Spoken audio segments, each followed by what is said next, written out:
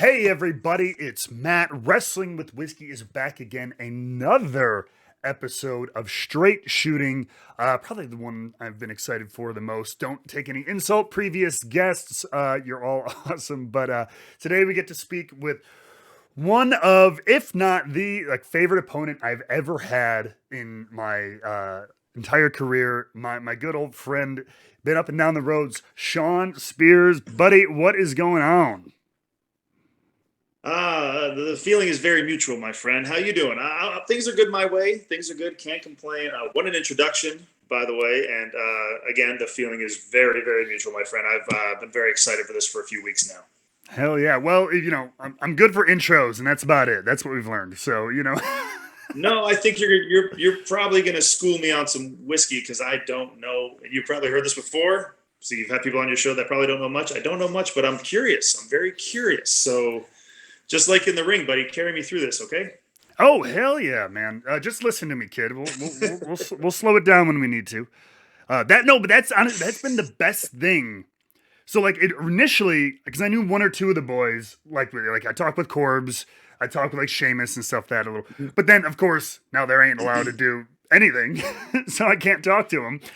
So I was like, well, the boys like a drink. But then everybody I've talked to is like, yeah, I don't really mess with whiskey at all. So it's awesome to see people. It's like we've talked about with wrestling. It's sometimes fun to see non-wrestling fans and get their opinion on what do you think of this? So Oh sometimes yeah. it's cool to get an outside opinion on something that people don't know about. So It's always cool to get an outside opinion because it's just yeah, perspective, right? So 100%. But yeah, we talked a little bit before we started it, but what has been, or what has this past year of insanity and craziness and weirdness been like for you? What have you had going on? How's it been? Um, and I don't mean for this to come off, and I mean this in the best way possible. I've been very lucky. My life really hasn't been affected too much to a point. It has been in terms of not being able to see my family. I haven't seen them in probably about 2 years. They're in Canada. My wife hasn't been able to see hers. They're in Australia, but we've gotten to spend a lot of time together, which is, for any married couple, I mean, that's a test when you spend a whole great deal of time together. You know what I'm talking about. That is a test on the Yeah. relationship, but it's been fantastic. It's been wonderful getting to spend that kind of time with each other. Work wise, obviously, here in Florida, wrestling is it's a specialized event and it's a necessity. So luckily, my occupation wasn't disrupted. I was still able to go on making a living, and that allowed me to continue my wrestling school with certain protocols, specific protocols, and kind of dipping my fingers into other things. So luckily, been very blessed to not be super affected, but I do know that a lot of people around me have been. So, my hearts go out to them. Yeah, no, absolutely. And speaking of working and stuff like that, AEW just put out getting back on, at least in Florida, doing some shows outside Jacksonville and stuff again. I mean,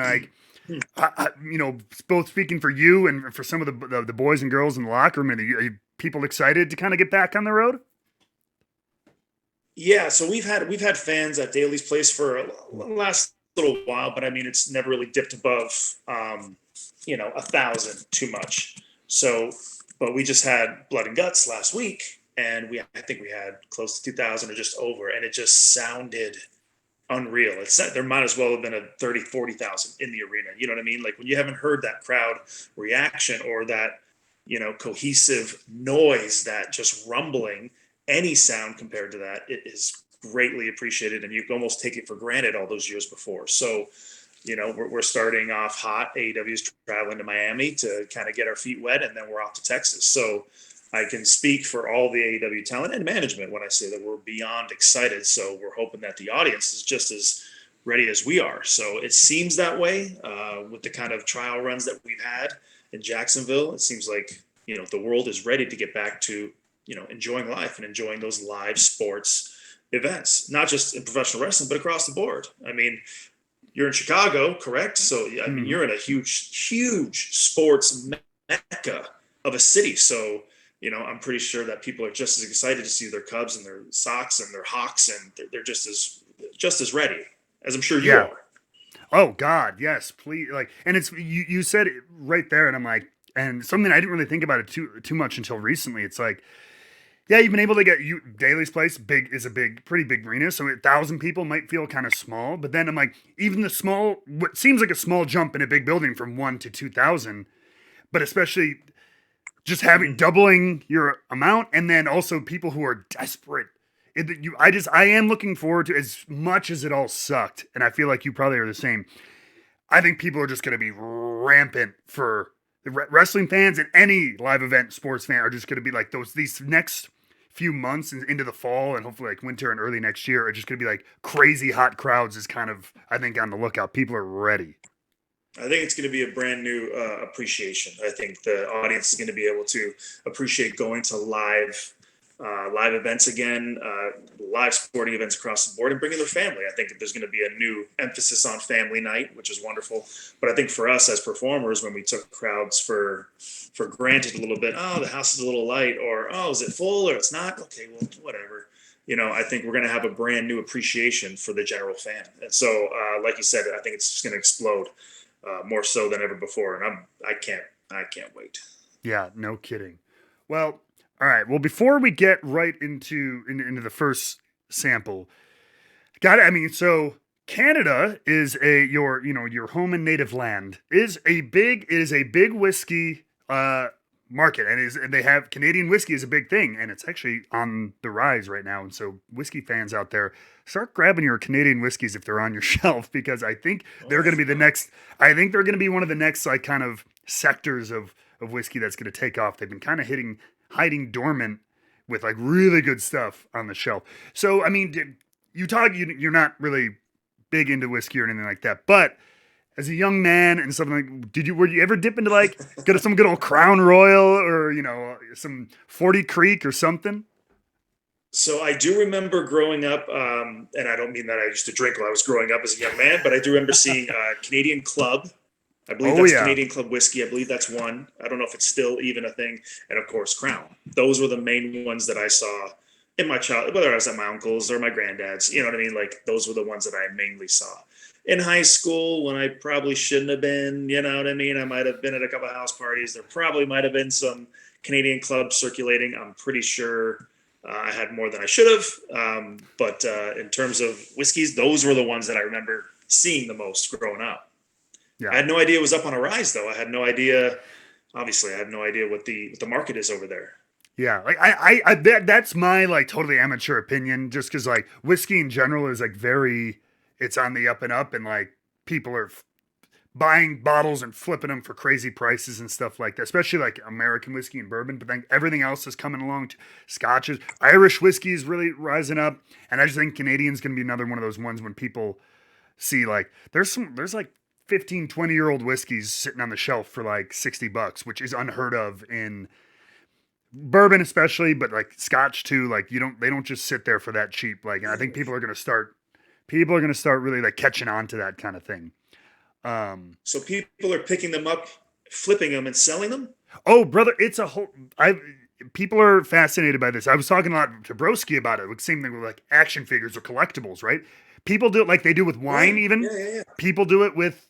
I've got like this bottle right here. I bought this for $70 because that was the MSRP retail suggested. Whiskey? Yep. And this is bourbon, and it was a limited release, but the distillery that put it out, they priced their stuff well. They basically say, hey, we want you to sell this. We suggest you sell this for $80 or whatever. But the thing is, in America, I believe it's the same, maybe the same in Canada. We have a 3-tier system. So it goes from the people who made it to a distributor who handles it, and then they sell it to stores, bars, restaurants, right?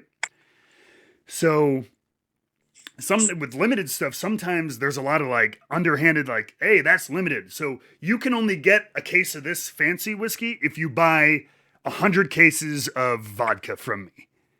And so then, okay, well now they had to spend all this extra money on vodka. So now instead of $80, I have to sell this bottle for $300 or else I can't cover that. So it's like this whole thing. And people go on like Facebook and stuff and try to sell it because it's rare and everything. So I got that for $80. That trades now for about $700 or $800 if you want to get a bottle of it. Oh, wow. Yeah. See, That's great. I always heard, like, I know the sports card game is moving up, and the Pokemons, and now all these other things that are popping up. It just seems like it's almost like a buyer's market. You can really do well if you know what you're doing in your that specific field. Clearly, Yeah, you do. That's wonderful. but that's the battle because now because the ultimate battle is between the people who do that, who like invest and just like buy and flip and stuff, and then the true fans and stuff like that who say open your bottles and drink them and then don't flip them. So like that's like the big back and forth in the community. So, is there a problem with hoarders, with people that just collect up as much as they can and just sit on it? Not as much. People hate the biggest crime is like you go to the store, like you have a hookup, you're able to get a bottle for $60, and then later that afternoon you go onto Facebook into a group, into a message board and go, "Hey, I've got this, looking for $800." Those the If you want to collect, that's fine. And if you're trying to think of an investment, 20 years down the line, maybe you can sell your collection for a lot of money. There seems to be less fervor about that as opposed to the people who are just like boom boom making quick buck and then driving current prices up. So that's where the heat Hmm, is. fascinating. It's a whole dude. That's what's kept me. It's like this whole thing. It's like there's a rabbit hole you go down. It's a hustle, baby. Oh my That's the goodness. hustle. Yeah. Well, speaking of that, so let's go ahead and let's dive into that first sample. So sample A for you. All right, I gotta unwrap this. Gotta unwrap I'm this bad boy here. I'm I just getting showed it. Am I supposed to show it? yeah. It doesn't matter. I got to get better package. So I got these little crappy squirt bottles. I didn't realize they were like flip top squirt bottles, and yours Are they? look okay. Yeah, They are yours squirt look bottles. okay. But I've had like three people where it's like, oh, dude, half of it spilled out in the box or something like that. Oh Because no, that, mine made it. Mine made it all fully intact. So yes, well done. The only thing, and we were talking about this kind of before we went on the air, is that when my wife opened the packaging because I wasn't home, this is all she saw. So she just went, "Someone sent you liquid, dark liquid. I don't know what it is. Should I touch it? Should yeah. I?" So then she saw the label on the side of the packaging and went, "Oh, never mind, we're good." So yeah, some stranger Funniest thing. like, It was great. yeah, I love that. Yeah, I'll get a little bit more conspicuous packaging in the future. She also says hello, by the way. Cassie Oh, well, says hello to give you her my and love your as lovely well. wife, Shawl. So, yes. Okay, sorry, I didn't mean to Absolutely. cut you off. I'll let you get back No, to your show here. no. So all right, so one of the first things, and I'll do it with you. I'll pour a little bit here, and so we'll do a quick tutorial ish. Very. So when you taste whiskey, when you're more than just throwing it back, right? And that's how what's got me really into it. First, I mean, you want to look at it, but I hate looking at it because they all kind of look the same. It looks brown, right? Who cares? Um, Take it, give it a little whiff, give it a little smell, and if you can, um, keep your mouth open when you smell it. So put the nose is kind of on the rim of the glass, Hmm. mouth open, because then the alcohol punch is a little bit less. Oh yeah, that's in there. Mm-hmm. And Oof. this is where we start talking. What are you getting? Are you getting a lot of alcohol? Is it burning? Are you getting anything that like smells So somewhat familiar?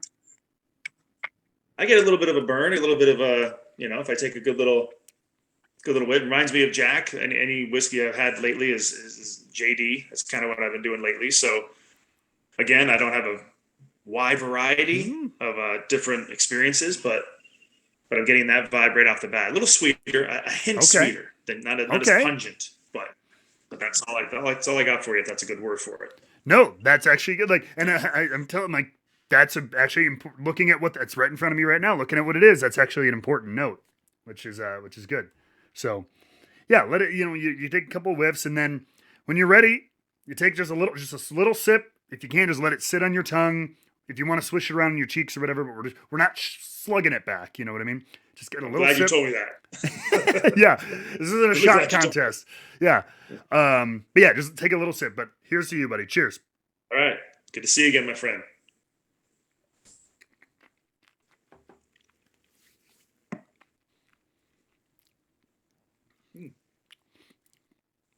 So again, hot, smooth, spicy, sweet, uh, common whiskey notes, caramels, vanillas, sugar, something. If any of that jumps out. So this was a little deceiving because at first sip, it was almost like a sweet. It was almost a thicker, sweeter. But then there came the spice kick to it. So like even after it went down the hatch, there's just aftertaste of not bad, but you feel the burn. So Yes. The warmth is um, kind of it keeps rolling down. yeah, so I guess that's the way to. But now it's gone. Yeah. So there's like a bit of a nice smooth, sweet taste to it, and then a little bit of fire on the back end. And you're like, ooh, okay, there it is, but not bad. And then Not it's bad at gone. all. Yeah. And that back end, that's kind of what we call like the finish. There's the three kind of parts of tasting. There's the nose, how's the smell? There's the taste. When it hits your tongue, what are you getting? And then after you swallow it, sometimes like those flavors can change a little bit. Often like they dry on the roof of your mouth, and it's like, oh, there's a little bit of like it's a little bit more bitter, or is it long? Sometimes there's certain bottles that I've had where it's like 30, 45 seconds after I've swallowed, I'm still tasting shit on the top of my mouth and in the back of my tongue and Really? stuff. Yeah. And then other stuff is like you just said, it's there in and then it's gone. So now is that based on stuff? If you're still tasting and things are still popping off after 45 seconds, is that based on quality or is that just kind of a It can common? be Is that a higher end? so it can be a number of things. I mean, it can be it could be like things like the ingredients or how they distilled it and stuff like that. Or more often it's going to be one of two things. The proof, the higher the proof, because it's just a more concentrated flavor. There's less water added. And it's a punch. So it might last a little longer. The bigger thing, which I've found, is age. So, bourbons and whiskey that are over maybe like 10 years, 12 years, if you get into the high teens and everything, those are the ones that even if they're not high proof, they've spent so much time coming in and out of the wood of the barrel that they have this so many layers of flavor than your younger counterparts. So it's more complex and it sometimes just lingers longer. Oh, so is that where you hear things of like a smoky taste or like an afterburn type taste? Is that barrel Sometimes, based? well, I mean, so Depending. the barrel in bourbon especially constitutes about 75% of the flavor and all of the Oh color. wow. Yeah, because whiskey comes off of the stills and out of the distillery, it looks like water. It's clear. Whiskey is all alcohol is clear pretty much until you put it in a barrel. So then, yeah, And that's where it then gets color from? that's where it gets all the That color is from. crazy. And yeah, about 75% of the flavor. Some of it, like I said, is from the ingredients and how they make it. There is a flavor. You can taste some flavors right off of the still when it's still clear, what they call white dog, white whiskey. But yeah, most of the flavor comes from a charred oak barrel, which is what bourbon has to rest in. Awesome. Wow. Yeah, I So clearly had no idea. There you go, brother. yeah. Schooling me again. And you said that aftertaste is the finish? They call that the finish, yeah. So like yeah, when it's still kind of lingering, you're like, oh, and you can still kind of taste it on your tongue a couple seconds after you swallow it and everything. That's kind of the finish. For a lot of people, that's their favorite part because they get like I said, new flavors will sometimes show up. You're like, ooh, it seemed like caramel, but now at the end I'm getting like grape or something, and Ah, it's just interesting. long Well, and lingering. Yeah. I've eaten a bunch of those in my career, so I'm not going to forget that part of all this. So nice. All right. Mm-hmm.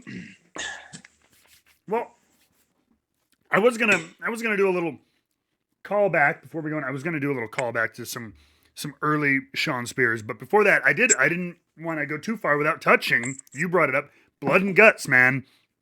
I gotta ask, like, Oh, a hell of a goddamn gimmick. You know what I mean? Like, hell of a show. Um, you guys went, you didn't, you didn't rest on anything. Like, it was from the get go, lots of action.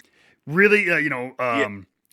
I'm trying to think. I allow swearing and stuff on here, but I don't want to get kicked off YouTube or anything. But as you know, our friend Sami Zayn used to say, C and B, good old blank and balls wrestling. You know what I mean? Just that old like, get the blood out there, the fighting, the gut. Yeah, blood and guts wrestling. You know what I mean? So how was it putting that together? How did it feel? Going out there and doing that stuff. I mean, you guys must be proud, but you also probably feel it. Yeah, we were definitely proud of the outcome. My biggest thing was everybody was able to walk out of there in one piece after a match like that. So that's obviously first and foremost that I'm grateful for. And when you have these two kind of crews like Jericho's group, and then you have the Pinnacle, when we've kind of been heated up to a point, like that's the perfect match to get all this off the ground. Let's put them both in two rings. Let's put them both in this crazy cage, and that cage was constructed from scratch. And the first thing I did was climb up on top of that thing, and I'm walking around glass, and there's different wirings, and there's cross wirings, and there's metal over here, and there's little openings over here. And I'm sitting there going, how did you? Who built this, and what were they thinking, and how do you know what I mean? And then there's cables, or there's wiring in a wrap. It was just a wild thing to visually see. And we've worked in the same company before. We've seen the cage matches. We've seen the Hell in the Cells. Even if we weren't in them, we've been around them. We've seen them. This thing was just oddly constructed in a way where I was like, wow, this is really going to be, this is perfect for what we're going for. But there's a lot of room for error that you're able to hang in the ring and crawl along. Like Sammy was going across the beams in the ring earlier on before walking through. I look out and I go, what the hell is he doing? Yeah, it was just wild to see. But we're all very proud of that. Obviously, it did a very good rating for TNT. They were very happy. And to be a part of something that's a first in a company is very rare nowadays. You know that just as well as I do. So to be in there with all those guys where you don't have to worry about your part, you can just go in there and enjoy it and look at the people and rely on what you have to do because everybody else knows what they're doing over here. It just makes it a much more relaxing and enjoyable event, despite getting your ass kicked. It's pretty damn fun. But thank you for your kind words. And yeah, it was a blast to be a part of. Yeah, no, and it's funny. I never even really think about that. When you talk about this, the construction of the cage, and we're so used to it. Like you said, we hang around this all the time. Every other week, there's a cage match on TV or something like that. But when you really think about structures like that, and I think some maybe people look at it and they're like, oh, well, it's a fence built around the ring, right? But I'm like, you need engineers because they're kind of you have to count for a lot of things. It's not just it's got to attach in and around the ring. People are going to be thrown into it, maybe off of it, hang on it. It has to be built to do all of these things at one time and look like whatever it's supposed to look like, this kind of a TV structure and stuff like that. So yeah, I think you bring up a really great point that I think a lot of people don't consider all the work that goes in. Cages for wrestling are not that simple. No, they're not that simple. And to another thing, Daly's place is kind of an open arena. Air is able to come through. I was on top of that thing, and it started to sway back and forth because it wasn't fully connected on the ground yet. It was hanging through the cables, and all of a sudden, I was like, "You're surfing this thing on just the moved." cage." Like, well, the wind's coming. I was like, I'm gonna get down now. Like, so it's just there's so many variables. And then if you watch the match back, the cage wasn't fully set on the ground, so it was hanging there the entire time.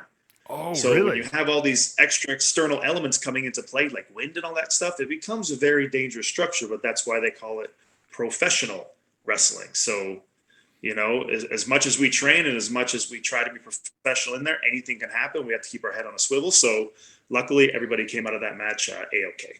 Yeah, it was, man, it was something cool, and it was a little bit of a nice a return to some just like,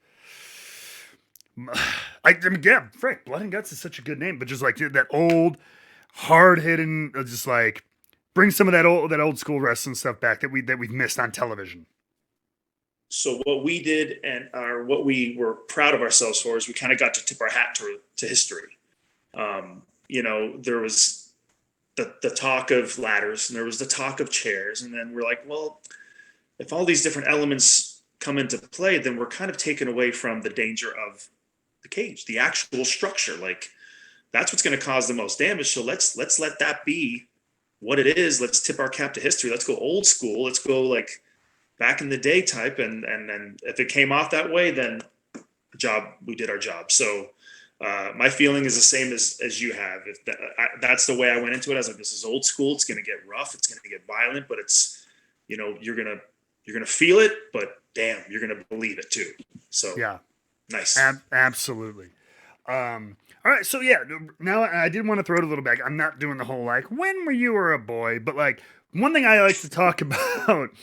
I don't, for you, And I think about it for me, and I asked some other people about like just when you were getting into wrestling, when you were in that point where you were deciding this is what I'm going to do with my damn life, kind of thing.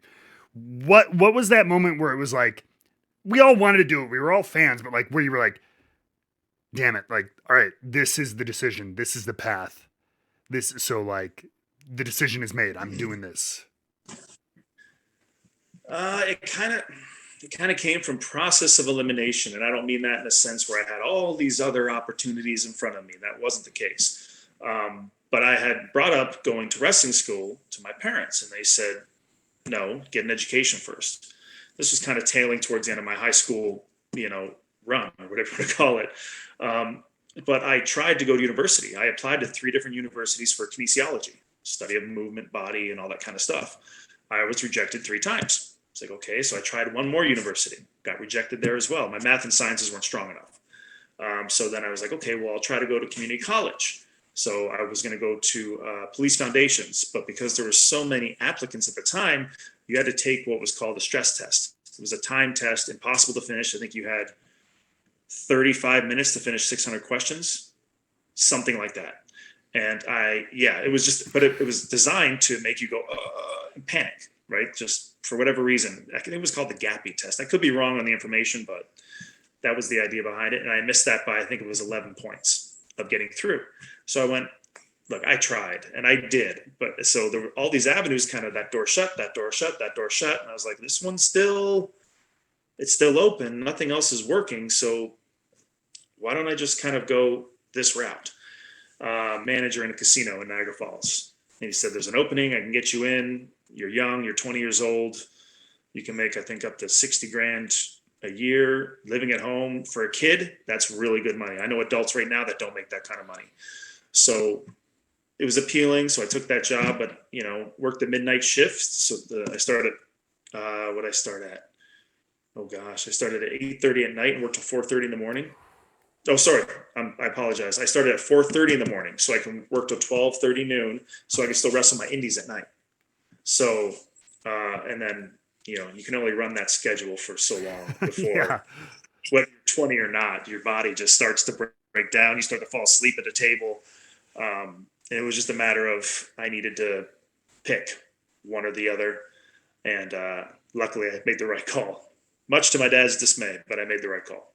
Well, it turns out it worked out a little bit, just a hair. They don't say too much now. They don't say too much now. Yeah, absolutely. Which is an awesome kind of message in and of itself. Well, you ended up. So I'm going to skip really fast. So you ended up. You did do Oda OVW. You were in WWE developmental. You've told probably that story on 8 million podcasts. We don't need to do the whole. What was that like? The only thing I want to know from that is.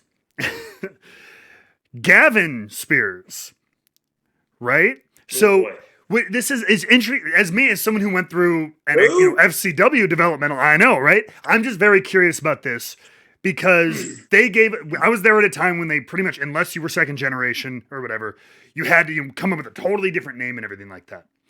So you had already been working with Shawn Spears, but they let you keep Spears, and was of all the names, Gavin is just an interesting choice. Is that yours or theirs? Normally you hear like Jake or like Roman or like something like that. Gavin is just a unique choice for a wrestler's name. Is that you or is that them at the time?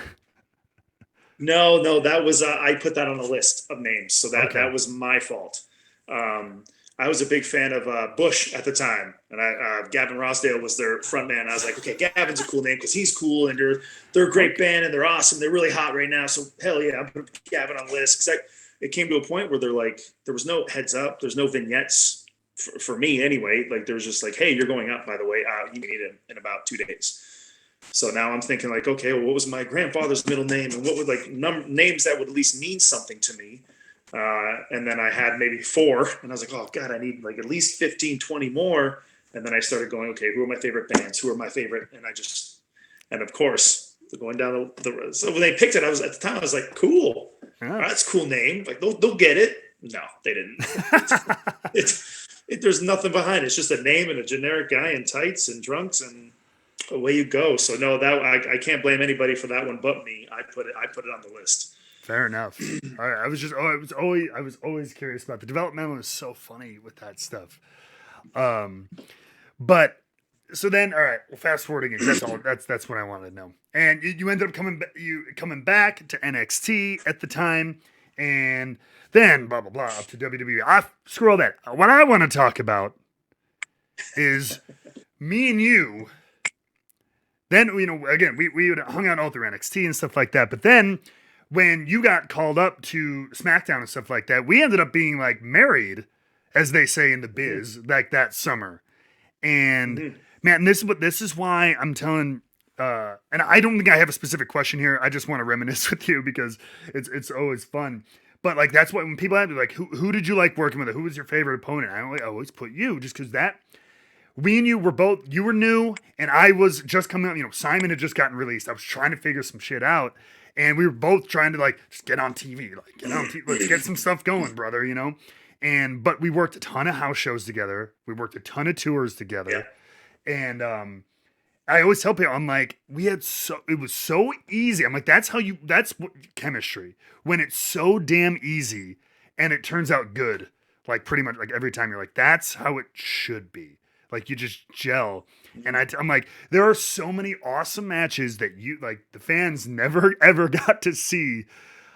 Never saw the light of day. No. Oh right. Man. When we were on second in Costa Rica and Harper was timing us because we were supposed to go like 10 minutes and we went like 15 or 16. I think we went closer to 20. Yeah. I remember we went closer to 20. But if you remember, and I was wondering where that was because I was getting ready to, I was like, I wonder what we're going to, if you're talking wrestling, there was that one match. Where was that match? And it was Costa Rica. So I'm glad I remember that. But look, man, like you said, you had a very, and what people may or may not know, television, you may not get to see a lot. You had a very compelling character, whether you were in singles or a tag team. You yourself told you this. I did tell a few other people when I first got down to NXT and I saw the landscape of talent, there was two people that I immediately looked at them and went, why the hell are they still here? Why are they not in WWE?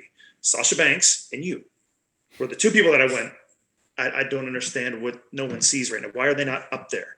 Because this is at a time where you were singing and you had the roses being thrown. The presentation was there. The look was there. You looked like different from everybody else. You had the voice, everything lined up. So later on, when I found the Perfect 10 and we had that character and then we had the English character, like, when you talk about gelling and meshing, when you have two guys that understand their characters in the ring and they're able to bounce off each other, planned or not, like you said, it becomes a night off.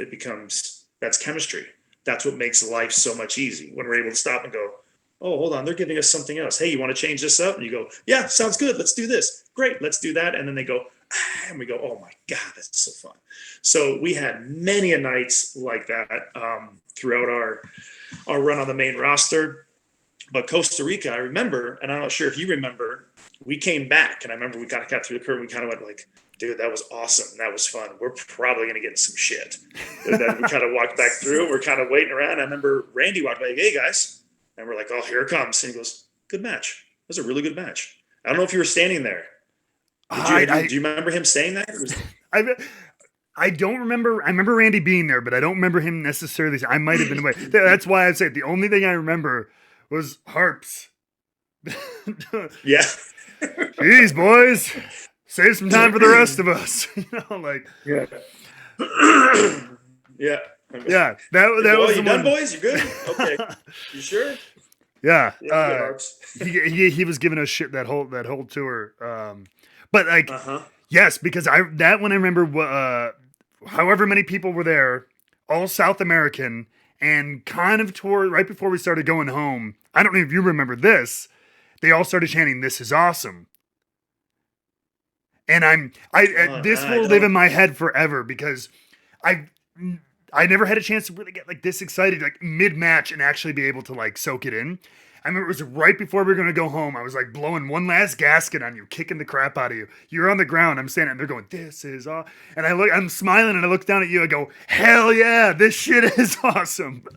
And as I'm kicking the crap out of you, because I was just like, Yeah, I'm like, I could actually like enjoy it because I wasn't worried about TV and I wasn't worried about all this, and like it was just, yeah, it's one of those ones that just jumps right out to me. Didn't we make the front page of the newspaper? They got you coming off the top doing a crossbody or Yes, something. Don't they have? yes. The next day, I got to, yeah, I remember seeing something like that somewhere. yep, we got tagged in the newspaper the So next day. yeah, We're huge in South very America, cool. is Yeah, what we're man. One trying of to my say. We're over. Well, on that note, I'll take cheers. it. At this point, Yeah. I'll take it. Cheers to that. Let's move on. Let's do sample B and get that gimmick ready. Sample B. All right, I gotta crack them open here. Hold on. Again, my very conspicuous packaging, very unique. All right. These pop tops actually are making this a little easy. All right, sample B is good to go. Sample B. So same thing. Same thing. Just give it a little glass, give it a little whiff. See if is it different. How is it different from sample A, if you can think of anything? I'm ashamed to say that I don't know much of a difference. Okay. I still get the stings, the nostrils type smell. Sure. Keep that mouth open, kid. Oh, that's right. That's right. Breathe, kid, breathe. Yeah, goddamn. Yeah, not bad. Give it a shot. Give it a little swig.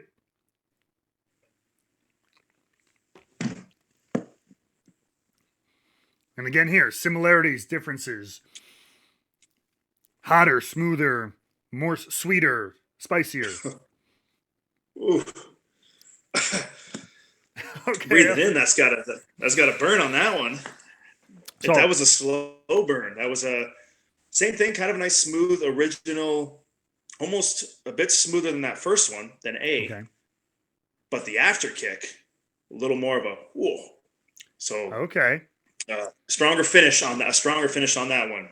They got a little more of a, but again, now it's gone. So it almost didn't last as long as A, but it definitely kicked, at least for me, a little harder than A. Gotcha. So a little stronger maybe, but lasted maybe not quite as long. Yeah, definitely a stronger finish. Okay. Again, these are I know you said these are actually surprisingly like on point. Like these are some on point observations, and you'll see why when we're finished. Am I embarrassing myself in front of your No. your bourbon friends, your bourbon No. subscribers? If I am, I apologize. No, don't apologize. I'm Number a man one, who wrestles in tights. that's half the fun is because when Yeah. when this is edited, they'll see what it is while you're tasting it. So sometimes it'll be fun. It'll be like, oh my god, what are they going to think of this? But no, but like I said, when we get done, I'll explain why these are rather astute. You are picking up on some important things. I'll take that. You don't get it. You may not get all the little tiny geeky things that I might, but that's because you don't spend oodles of hours in here like a damn mad scientist. Right. But no, but I'm learning. saying, I'm but learning. yeah, and you're like I said, just as a human being, we're more capable of this stuff than like with it. You're picking up on some important things, and like I said, I'll point it out. I have a theme going here, and you're picking up on it. You got this. You're a natural, kid. Well, I'm a little green. But all right, before we get to our last one, the big thing, the main move, and what you do now, you became a part of AEW, which has been kind of lit a fire in the wrestling world and everything like that. So, first off, I just want to know. I mean, again, this is purely just like a selfish thing. So, what is it like in the AEW locker room? What's the feeling backstage? Again, we've been in WWE together. Sometimes those locker rooms on TV days, it can be tense and stuff like that. There's a whole vibe. What's it like over there? Wrestling in itself really doesn't change, at least that I've seen, depending on where you go. It's still a very fast-paced. Television moves quick.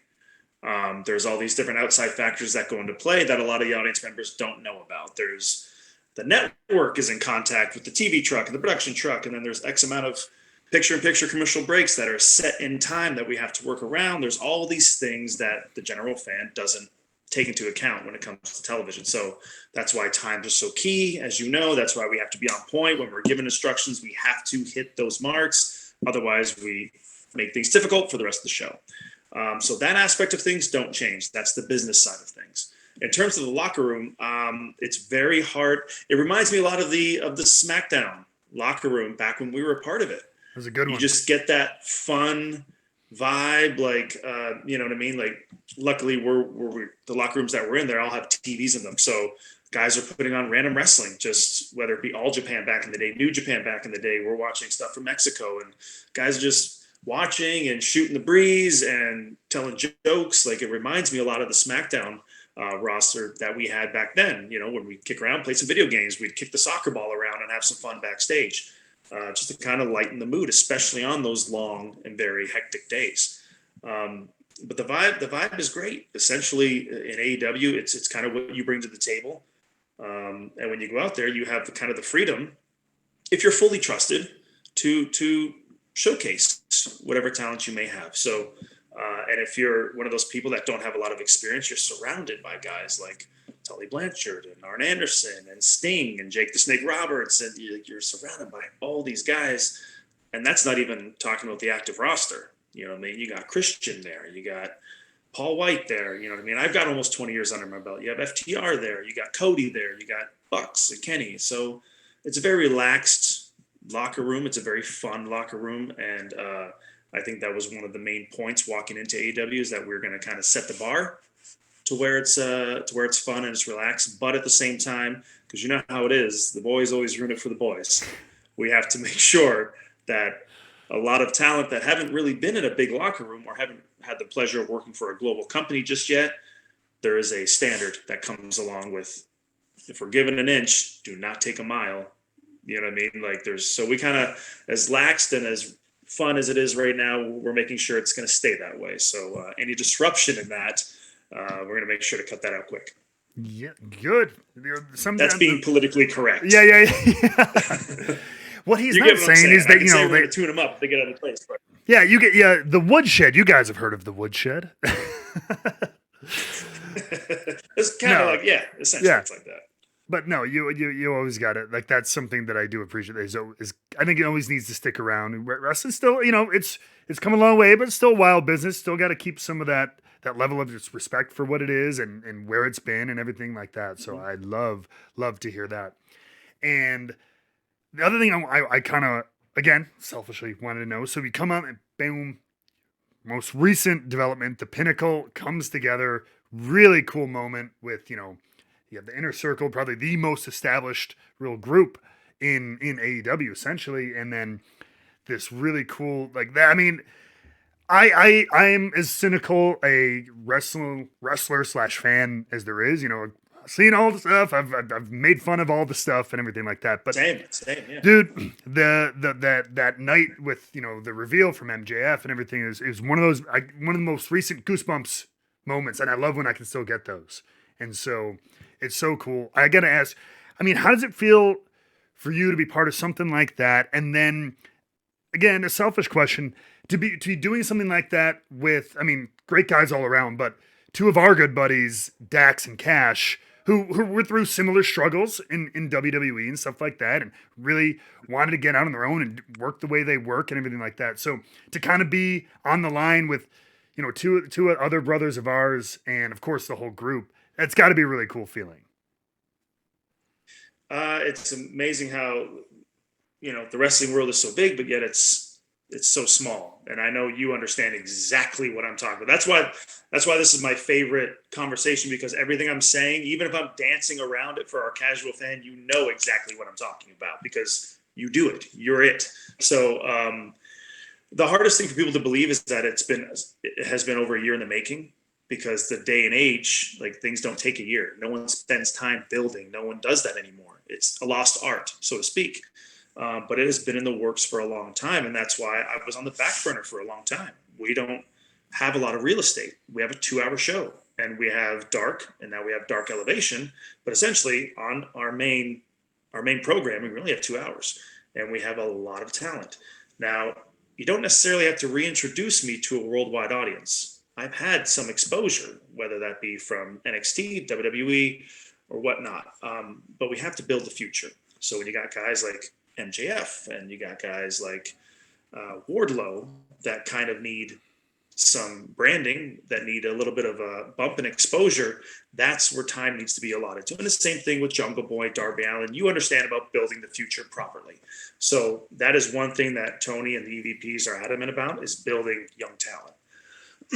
For me, when the idea of the Pinnacle first came about, it was literally at ringside chatting with MJF. I've said this on various interviews. I wouldn't lie to you, so it's not like I'm trying to work you into believing this. It literally started there in between commercial breaks, when we're like, dude, there's a lot of guys here. We should put a little faction together. Conversation. I'm sure a lot of people talk about it, but the main thing we had to ask ourselves was, who's it going to be? Like, we need certain guys. This was right around the time that the rumblings started, where FTR may be leaving WWE. So I'm obviously, like you said, we're very good friends with those guys. And Max didn't know them, but I said, if these guys come here, they need to be in. They are the modern day Arn and Tully. Like, those are the comparisons that they're given on a daily basis. And in my opinion, there's no better tag team on the planet than them, period, end of story. If they come over here, I'm already with Tully. It is a no-brainer for them to be with Tully as well. So once that ball got rolling and the conversations took place, and before I can even get the full sentence out to those guys, they were just like, yes, we're in. Let's do it. 100%. Of course, they had to go through the formalities of actually getting there and getting to that point. But once all the pieces were in play, it was just when. And that was the night where you saw everything came together. But you know that for anything to matter like that, to get goosebumps in a certain situation, there has to be a counterpart to whatever is being revealed, right? So if you're going to reveal the Pinnacle, it needs to happen against the Inner Circle. Like, it needs to happen against a guy like Chris Jericho, who is the most recognizable figure in AEW, the most over guy in AEW. He's got the track record that we don't really need to go in on. We don't need to put him over anymore. He's going to put himself over. You know what I mean? Like, Jericho's a legend. So it just, perfect storm, perfect counterpart, perfect evening, perfect scenario with the perfect guys. So very happy to be a part of that.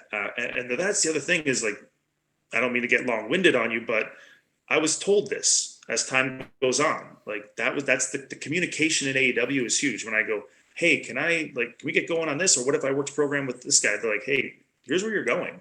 This is going to happen. It's just going to take 5 or 6 months, because we got to get the other pieces in play, and we got to get this guy to this angle. And I'm like, oh, okay, cool. Until then, we'll just build the record. Great. But, like, you tell me that, no problem. Cool. Okay. Like, you know what I mean? The communication was always there. So to finally see everything pay off and now see where we're going, it's exciting. And I get to kind of do what I want, and I get to wrestle the way I want. And, when you get to do that on top of something you already love, it's beautiful. Marriage made in heaven. That's the dream, baby. Happiness. That's the dream. Happiness. Yes, absolutely. That is something you have always been a staunch, like, whatever you're doing doesn't matter what the hell it is from anywhere along the world. Like, you need to find something and a living and a life and a whatever that, like, you need to enjoy it. I think you've always been a big proponent of that. I think that fueled a lot of the moves you've made and everything like that. It is, and that's so. It's vital. It's simple. It can be difficult, I know, I'm sure, for some people and everything, but I'm like, what, even if you can't have it right, like, you got to work towards a life that will, like, that you're not going to wake up, like 20 years from now and be like, why, or why didn't I, or what could I, all this stuff. That regrets suck. So if I asked you, and I know, what is the greatest currency in the world? The US dollar. Don't think dollars. I'm not trying to make it awkward. Okay. No. Okay. Is it what? I mean, is happiness? Time. Okay. Got you. That no matter how much money you have in the bank, you can be Warren Buffett, you can be Elon Musk rich, you can have all that money in the world. One thing you can never buy is time.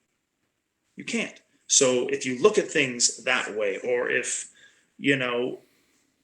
I see my parents, twice a year, and I go, oh, I have all this time with them. I got the next 10, 15, 20 years. Well, maybe I don't. Maybe I only have 10 times left. I don't know that. I don't know any difference. So maybe I only get to see them for 2 more years. You know what I mean? Just based on whatever the numbers are. But if you start looking at things a little differently, you start realizing that time is the ultimate currency. It's not money.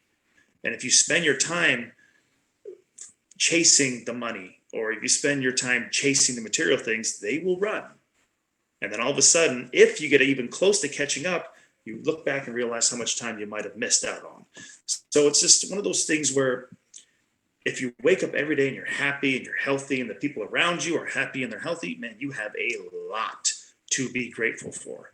If you have a passion on the side that helps you get some kind of income and you're able to pay your rent and you're able to provide for your children and you're able to, just enjoy what you're doing, to me, that's the ultimate. That you won. That's success. To me, that's success. I live in a house that's too big for me. I drive a car that's too good for me. I still feel that way, and I have to feel that way because I know that if I lost it all tomorrow, I'm okay.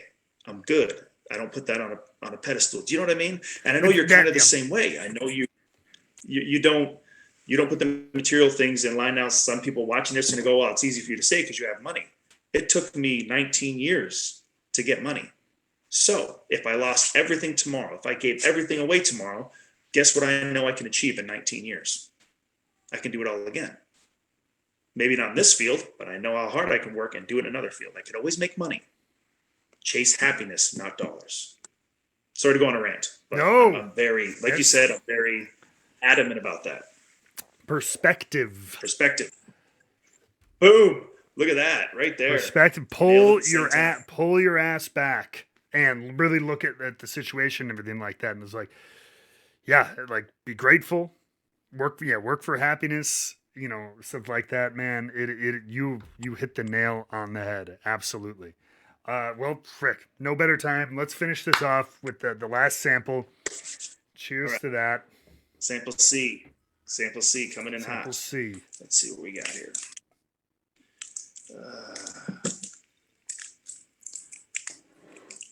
You wrap these up very well. No wonder why they didn't leak. Well, I know because the other ones I have leaked. I gotta get better bottles. It's all right. It's a process, baby. I gotta get a vacuum sealer, or like I don't know, whatever the bottle people use for when they wrap their bottles up. There's got to be somebody watching this that's kind of in the field, in the industry, that has precise and pristine packaging. Like I know these people. I'm wearing their shirt right now. I know them pretty well. They just opened their own bottling facility, so maybe they can do old Matty R a little favor. The old tricks of the trade. Yeah, help a brother out. Damn right. All right, so you know the deal. Same thing. Final one. Let it go. Take a little whiff in there. All right. Again, differences. A little nicer. Okay, in what way? Sees a lot less what's the word I'm looking for? Less stringent. Okay, astringent. Sure. Maybe a little less ethanol, less alcohol, a little less of that punch. Yeah, less of a burn, less of a. Yeah. Yeah, that's nicer. Okay. Let's try it. When you're ready, take a little sip.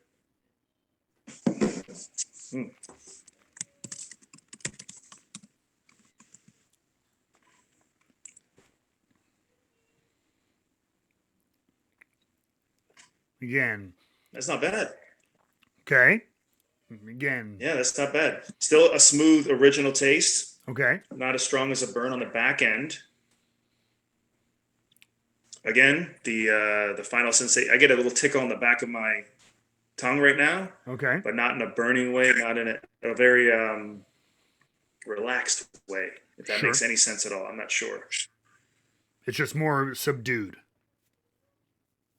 Yes, less of a stronger finish than B. So C had a bit of a smoother finish to it, which I like. I think that's the route I think I prefer to go. Sure. A smoother That wasn't bad. That's Did it say nice. stronger than the others, lighter, sweeter, spicier? Not as spicy, not as sweeter. Probably, I can't tell the difference in strength. I think if I was to try and throw an opinion out there at strength, it would just have no validation. I can't tell strength wise. But right now, it feels like it's a toss up between A and C at the moment. Okay. Because A did have a hint of sweet, which I didn't mind. Okay. Well, yeah. So that's the In next terms of strength, question. Yeah. Then, so if you had to rank these kind of 1 through 3, where would you go? ooh, I know. B is going to be third. Okay. B is going to be third. For no disrespectful reasons other than a personal preference. You can't offend bottles, so don't worry about it. You can call them a piece of trash. It's fine. Well, you know us. We come from the wrestling world, so someone's always going to be offended. So a bottle, you never know. So would it be? Is it counterproductive to like try A again? No, Or not at because all. It's actually encouraged. Is it okay? I just didn't know just if there's Yeah. a taste thing or. Go back to it.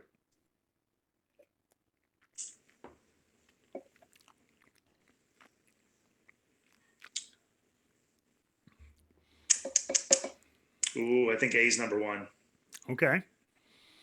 I think A is number one. I think C is two, Okay. and then I took A again, and I was like, "Oh, that's nice. It's just a nice, smooth taste, sweet taste, and a smoother finish than the other two." Okay. All right. Good. That's good. And so normally, I would reveal these in the order you chose them, but I'm going to go in the order we drank them because I think it is a more interesting kind of theming. So, the game I played with you is something I'm calling All in the Family. So everything, in a way, everything you drank tonight was the same, except for key differences. So, your favorite, the first one you drank, a letter A, your favorite is literally Maker's Mark. Ooh, okay. Regular old, Keep standard. it real. Yep, standard old school Maker's Mark. It's on every shelf, every bar in the country, and most around the world. So this is a standard in bourbon. Now, calling back to when you first tried it, the reason I said you're like, hey, it kind of reminds me of Jack, but it's a little sweeter maybe. And that's actually kind of a key note because Jack Daniel's, I mean, it's a Tennessee whiskey, but essentially it's made very similar to bourbon. There's corn and rye in there in the mash bill and the ingredients. This is corn too, but it changes out rye, which is generally a little spicier, for wheat. This is called a wheated bourbon. Maker's Mark makes wheated bourbons, and wheated bourbons are generally much softer. And people think of them as sweeter, but what they really are is the absence of the spiciness that the other grains give. So wheaters are sweeter, and so that picking up on that slightly sweeter note than maybe like a Jack Daniel's is actually kind of key because it is made with wheat, and it is generally considered a little bit sweeter. Oh, okay. So you did pick up on that. So yeah, your favorite sometimes isn't always the fanciest one. That's the regular one. That's Maker's Mark. You can find everywhere for $25, kind of thing. Right, my price range. That works for me, baby. And then so sample B, which was third, is also Maker's Mark, but it's Maker's Mark 101. So it's literally the same exact whiskey, but what is it? This is 90 proof. Maker's Mark is 90 proof. This is 101 proof, so it's 11 proof points higher. So it's stronger, but same ingredients, same age, same everything. Still a wheat? So, yep, same everything, but just a So little why bit was that stronger. so much more, and that's just alcohol based, less water. Less water, more concentrated flavor. It's, it can be there's a little bit spicier in there, maybe because of that. But yeah, I mean, it's pretty much all things are equal except for the proof. And it changed however much you experienced it. Is that the one that made me cough? Yes. Yeah, I took a breath was. in. I went, yeah. You're like, it's a little stronger. Yeah, that makes sense. So it's got a little kick to it. And I was like, whoo. A little bit. All right. But that being said, I appreciate your trickery. Oh, I try. I'm gonna run out of these themes. I've done okay so far. I've tried a theme for everybody. I'm gonna You eventually worked me, just brother. You worked yeah. me. Uh, and then sample C, which was your number two, second, is also Maker's Mark. But these are what we call Maker's Mark Private Select. So a lot of whiskey companies, they will let stores or restaurants come in and pick individual barrels, which can sometimes have a unique flavor profile. But Maker's Mark takes it one Huh. step further, and they're usually like stronger, usually barrel strength, they're uncut, something like that, but not always. But Maker's Mark takes it one step forward. So this is from an individual barrel of Maker's Mark, but then they let you select, and you can't really see it, but they let you select staves, like which are the little pieces of wood that make up a whiskey barrel are called staves, and they basically season these staves in all different styles. Sometimes they season them with like it's like French oak and it's toasted differently or it's charred differently and everything like that. And they're made from different wood and everything like that. So these you can select up to like 8 different staves to throw into the barrel and let it sit there for another whatever 6 months, 8 months, so it influences the flavor. So this is Wow. actually too. This is the strongest one you drank. This is even Really? this is 6 proof points higher than this one. So this is 108.2 proof. So this is 54% alcohol. But I made that number two. Yeah, So to me, it didn't have as strong of a punch on punch. the Yep. back end. And It might be a little so, bit older too, because again, it's an individual barrel. They might have gotten a slightly older barrel, which sometimes can dull those harsh notes because it's got longer aging. But then those extra pieces of wood they throw in there, again, can also influence the flavor and soften it or add, that is nuance crazy. to it and everything like that. So everything you drank tonight was essentially at its core the same thing. Same ingredients, when they made it, same style of production, same company literally making all of them. But that's the amount of variation you can do by just playing with a few things given the same Yeah, exact recipe. essentially it's a science.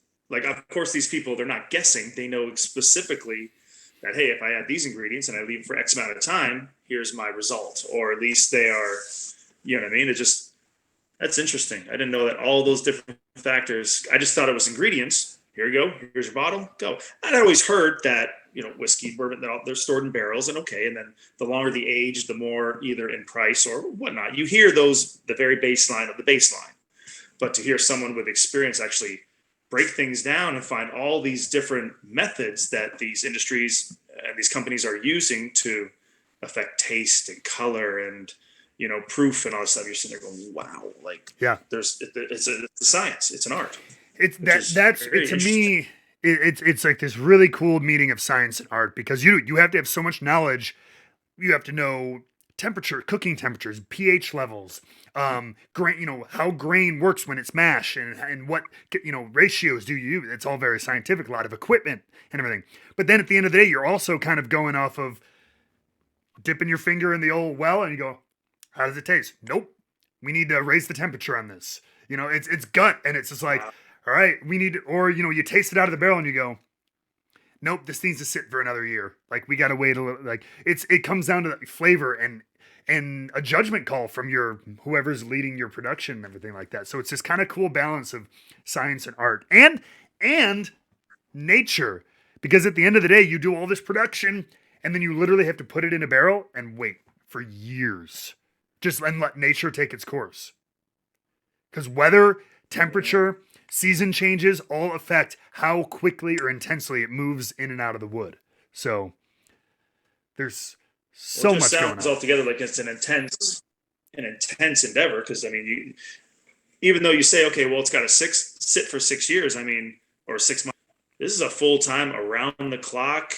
Like this, they have to think so far in ahead, like in Mm-hmm. advance, in order to make sure that product is being delivered on time, good product, and it's being seasoned well. All these different factors coming into play. I mean, this is sounds like a 24/7 on the clock, on the weather, on the time, on the temperature kind of gig. Like, wow, no wonder why Yeah. it's a billion upon $1 billion industry. So Yeah.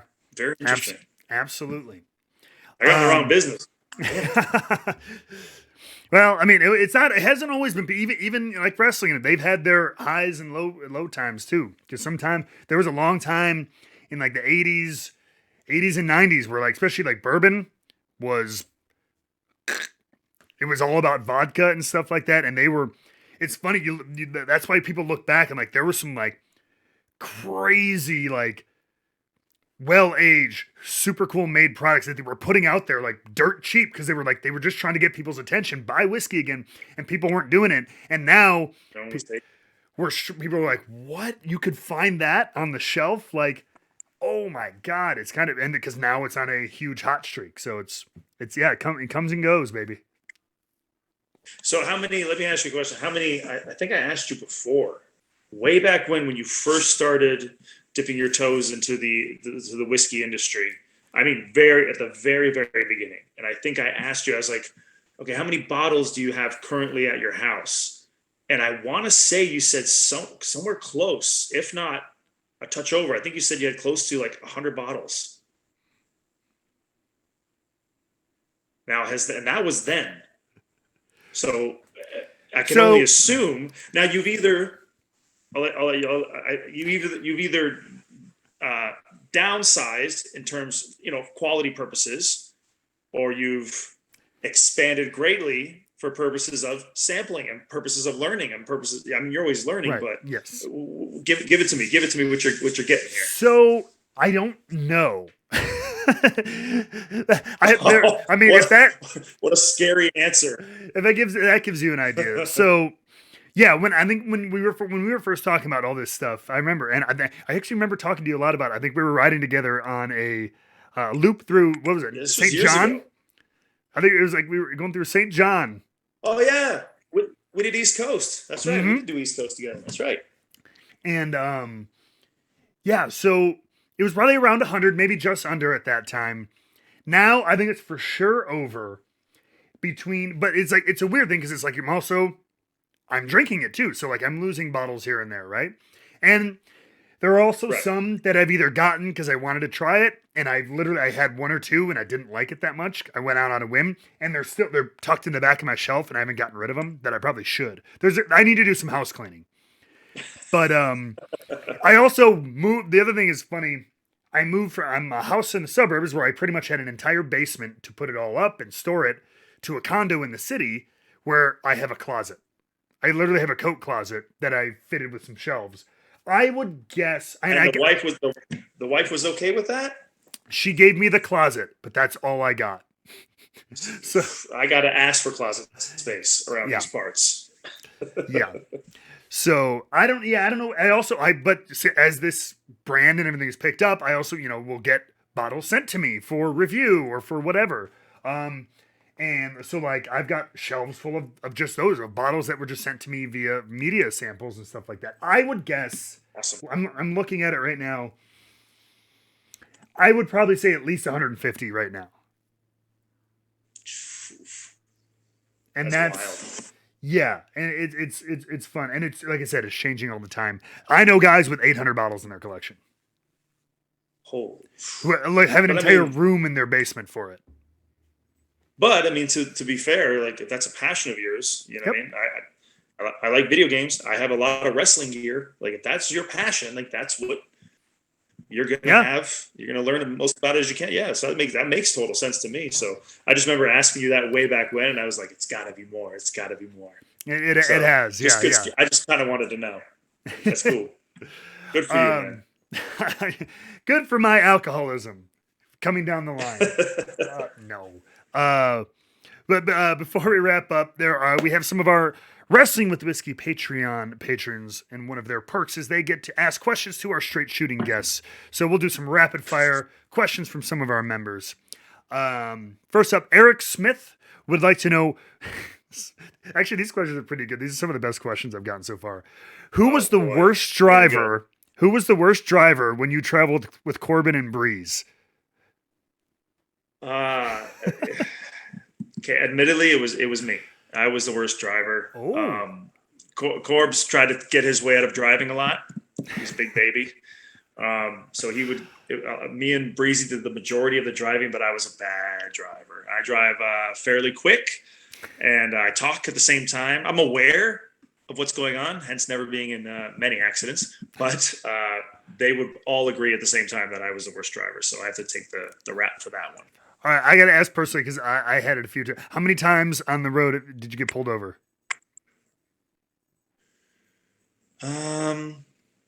Probably so not as many as people may think. Probably I don't know if this is a lot. Half a dozen. Okay, Only yeah, because if you go through New York, like you know how New York is. Sometimes Pennsylvania, the speed just changes its zones, and you miss the one sign, and so places like that, or Texas, I'll get hit in Texas pretty good. So those were majority of my places where I get caught. yeah. You? I was gonna say I'm probably at least 3 or 4. I never any ticket. I never got written up. I was always let off with a warning because it was usually 2 a.m, and they were Oh, just like, I got some tickets. I couldn't get off no matter what. "Ah, I tried, it's all right. It happens." but yeah. Aaron Blizzard would like to know, out of all your wrestling history, what's been your favorite angle and what's been your least favorite angle that you've been a part of? Aaron Blizzard? Shoot name. What a sweet wrestling name, right? That could pass as a wrestling name. My favorite angle. Oh man. Favorite angle. Oh, that's wild. I think if we had TV at the time, the issue between me and Cody when I first came to AEW, had we had the TV time to actually build to that match, I think that could have been something really big. I thought it was already something special, but I thought it could have been really, really big. I really enjoyed our angle in OVW together with Deuce and Domino. Way back in the day, tag team. I thought that was a very well drawn out story. Their least favorite angles. God, this I wasn't in many angles. Sure. I wasn't in too many angles. I probably would have liked more with Randy Orton. We kind of started a little feud, and then it just went away. As it sometimes does nothing there. came of it. And then like the search for Spears in AEW, like we were trying to do something, and then the pandemic hit, and we kind of just had to go. So when those, it's not necessarily they're my favorite. They just never got traction, or something came up. Sure. Oh God, this one's gonna be bad. Jay Galinsky. Thanks for the heads up. Jay Galinsky would like, he goes going by your social media, you seem to thoroughly enjoy imitating other wrestlers like Ric Flair and the Macho Man. Can you give us the best imitation of Matt, the Drama King, that you can? Oh my.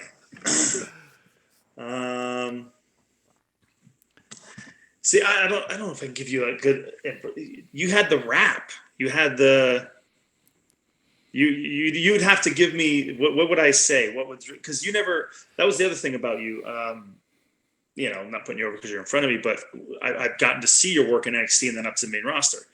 Even in the Rusev Day stuff that you were doing, like, okay, those lines are set in. Those are our catchphrases. Those are it's Rusev Day, but you had different shticks for every other night that we were in different cities. You never said the same shit over and over except the tagline. Right. Do you know what I mean? So to be able to imitate you, I would have to be able to pinpoint. Quit beating around the bush. Quit beating around the bush and just say the damn Rusev Day line, and let's get this question over with. All right, give me the whole. Give me the. Literally, it's Rusev Day and hold out day. That's all the people ever want. Just give it to them. All right. Shit. Is this for you? I'm pretty sure you submitted this question, not this other person. Nope. I wouldn't put you through this. All right. It pops me. It's good. Okay, here goes. It's Rusev Day. Wow. Oh my God. What? That was okay. So right when you hit like the peak of it, no, like, I don't know. Are you on your phone right now or are you on a computer? I'm on a computer. Because right when you hit like the peak of it, the mic like kind of flipped out. And it was like, and then you finished. It was really kind of funny. It's like Story of my life. your beautiful voice broke the mic for a second. It was awesome. All right, thank you, Jay, you jackass. Um, Derek Hamilton. And then this one I knew you just talked about in an interview, so you don't have to go too in depth. He goes, having been an NXT fan, the number 10 entry at the Royal Rumble was awesome with the Brandon character.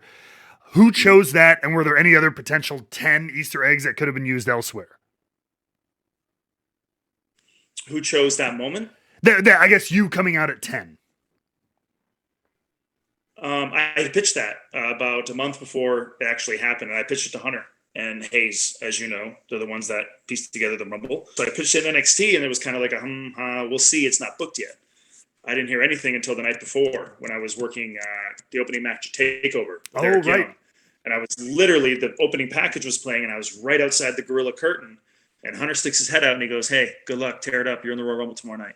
And then tucked back in. I went, "What the 10? Oh, shit. Here we go." And then, so he literally told me as I was making my entrance to TakeOver. So essentially, it was his booking that did it. So, again, a great moment, a fun moment, one I'm going to carry with me forever just because it's weird. And I don't mean to sound, I mean this in being humble. When you're the catalyst for everybody coming together for a very cool moment, collectively enjoying something, there is no better feeling than that. That's why we do what we do. So that's why I'll carry that memory forever. In terms of there was other things in line that we could have done. I think they tried to do the 10 thing again at the next year Royal Rumble, and I was like, no, it's one and done, because now we're just letting know like where we put people. Like it's got to be a one and done only. And so luckily they didn't go fully through with it. They kind of did, but kind of didn't. But I mean, despite what we had in the can going forward with 10 stuff, that was as cool as it was going to get by far. Absolutely. Steph Jasic would like to know, with the Canucks out of the playoffs, who are you rooting for during the NHL playoff season? Oh my God. You don't think I don't know the Canucks are out of the playoffs, man? Like, I don't need you to say it in a platform that's going to be, you know what? I shouldn't even answer your damn question, to be honest with you. Growing up, my dad was a huge fan of the Leafs, still is to this day. My uncle, the same way. They've had a drought since 66 or 67 or something like that. I mean, I guess as a backup, and I do mean this in every sense of the word, a backup to the Canucks. I guess I hope the Leafs pull through and finally end the drought. There you go. You heard it. You heard it from the man. But they're not even close. They're not even close to the Chicago Blackhawks. So I'll even say that as well. Not even close. And finally, Dresden Nova would like to know, and he's just being cheeky here because he always does this to me. What is the dumbest, most embarrassing thing Matt has ever done in your presence? In my presence? Dumbest thing? Nothing you've done has been dumb. It's always popped me. See? I popped that one Take time you that, dressed Dresden. up like KO. Oh, yeah, I popped when you dressed up like KO for a Halloween show. Just because you were like so tall and lean, and then you had the KO deal. He popped. He loved it too. He thought it was the greatest thing. But I remember I took a picture of you, and I don't even know if I still have it, when you're on your phone just standing there in the get up. And it was one of the funniest things. I remember that. A lot of stuff you do in the match pops me. Like, there's nothing you really do embarrassing because that's the thing. You were good at your job. So you understood. Yes. You understood looking like an idiot was for the benefit of everybody else. So, yeah, to Dresden, you're not going to get anything embarrassing. The guy's a good entertainer, man. He knows his stuff. So that's Take it. that. That's what Take that next time. Yeah, next time you try to embarrass me in front of my friends, Drez. You've been warned. All right. Well, that wraps those up. Honest, dude, Sean, Ronnie, I don't care. Dilly, I still call you Dilly. I think you're still on my phone as Dilly. They still call me Dilly. Everybody still does. It's okay. Damn right. No, dude, I appreciate you being here. I don't know what you got going on outside of the old wrestling stuff, but typical podcast BS. Let people know and whatever other things you're up to, places. Obviously, oh God, we didn't even get to talk about your school. Give people the address and the quick info and everything, whatever you want. In terms of the school, I appreciate that. It's flatbackswrestlingschool.com. It's simple to find that out there on social media. I think we're Flatbacks T on Twitter, and then we're Flatbacks Training, I believe, on Instagram. So, I mean, that's going well. It's pretty full consistently, which is fantastic news for not just us, but for the future of the industry. So that makes me happy. And then I'm myself on social media. I'm still at Perfection on Twitter. I'm trying to get that changed. It's a little long overdue. And then I'm the Shawn Spears on Instagram. So yeah, that's all I got going on. I wish I had something cool like this happening. My wife's got way cooler stuff going on. So yeah, no, she's killing it. Her and Jess are about to kick off their own little show and everything too. They're Off Her Chops, I believe it's called. Off Her Chops. So check that out on Instagram. I think they're dropping. I don't mean to put another plug on your show. No. I think they're dropping Friday.